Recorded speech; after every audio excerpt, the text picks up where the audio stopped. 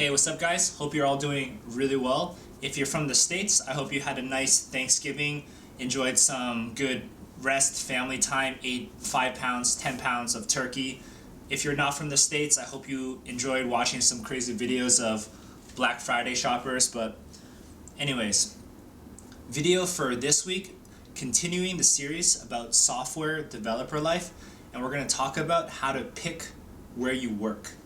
This video, I'm going to try to do it a little differently here. One personal thing I did was that I actually wrote out less in my script. Usually I write out like all the paragraphs. Today I kind of wrote out bullet points. So hopefully it's going to force me to freestyle a little bit more, but the structure of this video is going to be a little different. Instead of me just telling you how to pick a job, I have 5 questions that I thought of, 5 questions that you could ask yourself. And the goal is, if you ask yourself these 5 questions, try to answer them. It should lead you in the right path to get a good job. Alright, so without further ado, let's start 5 questions about how to pick your job. Alright, before we get started, I think a prerequisite, maybe a step 0 before these 5 steps, is that you need to do a lot of introspection before starting any of this. Like, the core of all this stuff is actually introspection, and what I mean by that is you have to just, to the best of your ability, and this is really hard, but you have to understand what you really want. So this is always hard, and it's also hard because it actually changes over time. The thing you want actually changes over time, but you still have to get good at uncovering it, and that's kind of like your own thing. So this is really hard. I struggle with this. I think everyone struggles with this, but before we even get into these questions, try to do just a lot of introspection and figure out like what you want, right? So anyone can tell you anything, but in the end it's just up to you. All right, so anyways, now to question number 1 for real. First question to ask yourself is, how much does cash really mean to you? All right, so let's take some notes. So first, you just have to understand some of the compensation differences between different places you work. Okay, everyone asks about salary. That's one part of it, but the first thing I want to get clear or made clear is that these days startup companies are really hot, I think, all over the world, but everyone wants to work at a startup. There's even TV shows about it, but the first thing to understand is that the overall compensation, your total compensation, is significantly different between a startup and a big company like Microsoft. So what exactly is different? But I guess the major way to put it is that the all-in cash you get at a big company is just a lot more. So they do a couple things like 401k matching, they have stock purchasing plans, you'll probably make a higher base salary, they probably have cash so you can get bonuses, but the overall pile of cash, and I just call this all compensation, but that's greater, always greater at the bigger company. Alright, so if cash really means a lot to you, you should weigh that decision based on that. And for startups, you'll probably make a salary, but a lot of the incentive is in the equity in the company, right? This is what everybody kind of knows about, like, you own X percentage of the company, so it could grow to this hypothetical number, and that's equity, but that's not cash, right? So hope that just all makes sense, but continue on with that thought. But the reason why you should understand why cash is really important for you, because everyone should maintain a basic standard of living, not just you, but it also affects the people that are around you, right? So what stage of life are you in? If you're just like a single person, maybe it's really easy. If you have like a pile of debt, maybe it's a little harder. If you have like a wife and a mortgage, it gets harder. If you have like kids, it even gets like crazy, right? So like weigh your responsibilities, because all those responsibilities dictate how much cash you really need. So ask yourself, like, how much cash do I really need to support myself and to do all the things that I need to do, and make a decision from that. All right. And finally, last point about this is just that you just need some amount of money to live, right? You don't want to live too frugally. I would say that it's not worth it to get that $300 a month apartment. It might have rats in it, right? Like, everyone has like a standard of living, and you should at least pay and get enough money, make enough money to like reach some minimum standard. Don't like skimp on that kind of stuff, all right? Because you don't want to be stressed out about like the rats in your apartment. You just want to be stressed out about learning as much as you can. You don't want to think about that kind of stuff if you can help it. All right, so hopefully that made sense. Last point I want to make for this cash question is that it's kind of an optimization question, right? You can optimize for different things. You could optimize for cash money, just build it, see that bank account grow, or this is kind of what I like to do, but I'm in a different scenario, but I like to actually optimize for experience and learning. So I don't make huge tons of cash money. I probably, if I really value that a lot more, I could go get another job where they would pay me a lot. But what I'm trying to do at this stage in my life, I'm just trying to optimize for experience, learning. Just keep that learning thing going and try to accumulate that as fast as possible, because honestly right now I don't have too many responsibilities, right? I don't have a wife, I don't have a baby, all that crazy stuff. So it depends on your life, but that's pretty much the cash question. So just ask yourself, how much cash do you really need, and how much do you value it? All right, so that's enough of the first question. Let's go on to number 2. Okay, so let's start with question number 2, and this is getting a little more technical, but this is the question. It's, how technically inclined are you? And what I mean by that is that, are you extremely technical, and do you really care about that? So let's just dive into that a little more, all right? So like, every place you potentially work has a different level of technical requirements, right? Like, I would say that, just take Instagram for example, right? The original version of Instagram probably didn't take like next generation technology to build, right? But if you look at Google X or Microsoft Research or Uber self-driving cars, those are actually technically really advanced things. So I say this because I have a lot of friends out there who like love to be on the cutting edge of technical stuff, and they don't want to work on like Instagram or like some kind of silly application. They want to work on like cutting edge virtual reality V3 self-driving cars. So one thing to ask yourself is like, how technically inclined are you, and how much do you really care? Because that could actually dictate your job. And to be honest, like, the majority of positions out there don't require you to be too technical, right? I think, I have some notes here, but like, if you really want to be super niche in tech, there's actually fewer jobs around that kind of stuff. Like, most jobs out there are purely like solving a business problem, creating like a viable model, like helping someone out, and just execution. And that execution part is just like writing some software to like get it done. It doesn't have to be like revolutionary. So just ask yourself, like, do you really care how technical you're going to be at your job? If you don't really care, you could work all sorts of places, right? If you want to be on the cutting edge of the latest and greatest stuff, you might have to work at Google X Research, all right? So just ask yourself that question. All right, the third point I have is actually very, very similar to point number 2, but it's kind of with a little spin. So I just made it kind of a separate point, but let's just talk through it. This is pretty crazy now. I'm trying to edit as few times as possible, so if I F up, don't get mad at me, but this is also going to make my editing time go down a lot. So anyways, back to point number 3. So question number 3 to ask yourself is, are you more visionary inclined, or are you more execution inclined?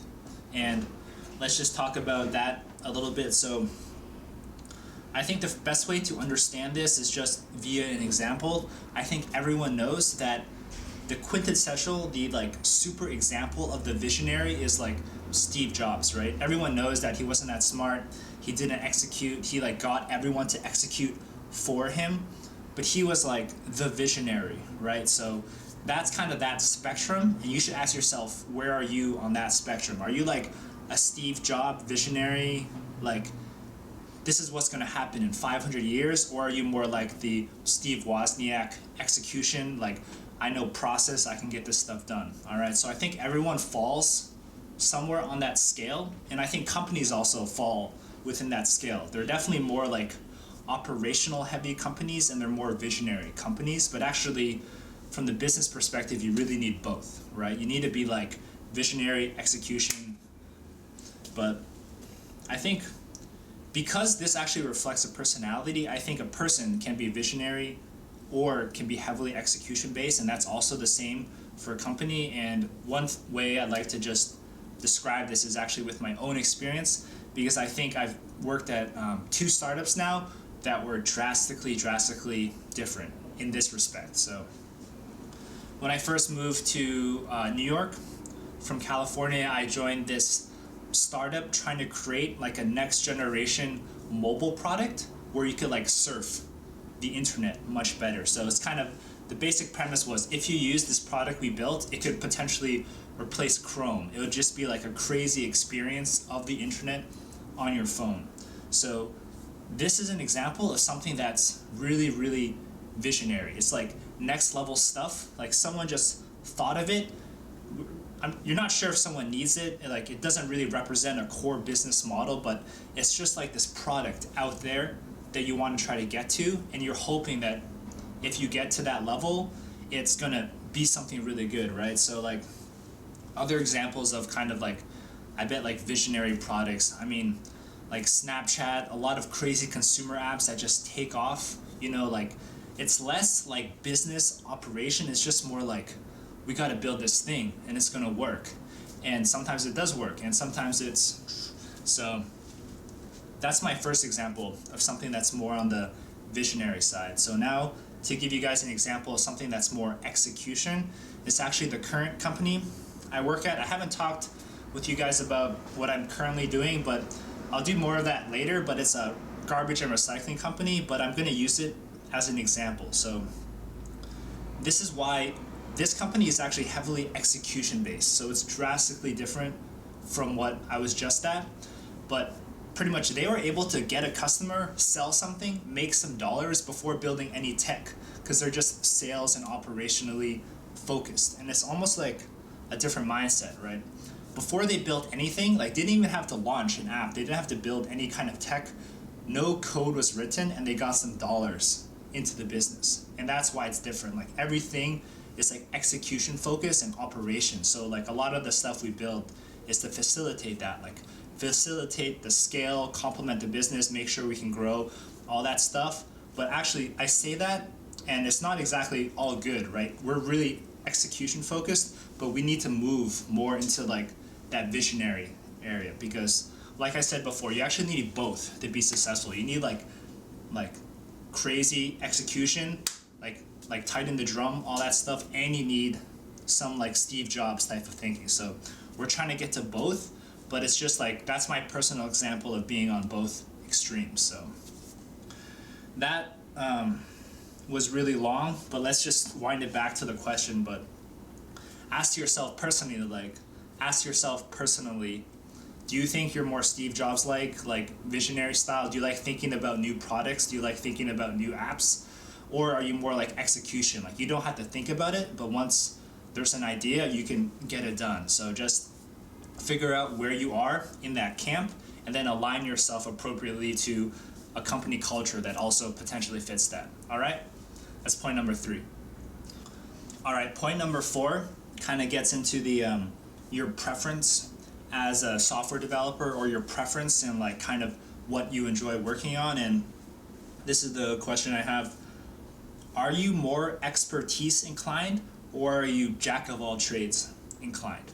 All right, so I think the best way to explain these concepts is just give more examples. So I have one friend who I think is like a super good at game development. So he is like on the expertise level. He knows, he loves game development. He reads about it. That's what he does. He keeps pushing the limits of that, right? So it's actually very different from me, because I'm more of the jack of all trades type. But everyone should ask themselves, what are you more inclined to work on? Like, do you love this one thing? Like the example I just gave my friend, he loves game development. Like that's what he does. So, and like that's totally cool. There's always positions for that. Like he works he works at a sick company. Like, if you're have high expertise in one area, there's always going to be a position for you.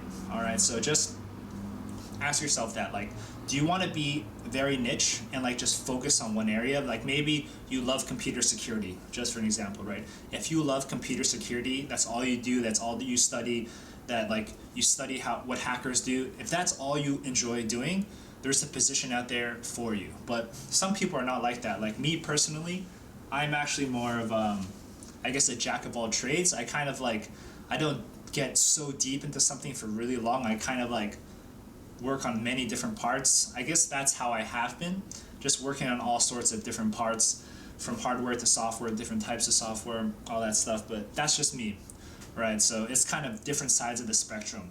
Super expertise in one area, or kind of like a little bit of everything. So I think you know what you're inclined to do, but just ask yourself, like, do you really love something so much that's all you want to do, or do you kind of want to dabble in a lot of stuff?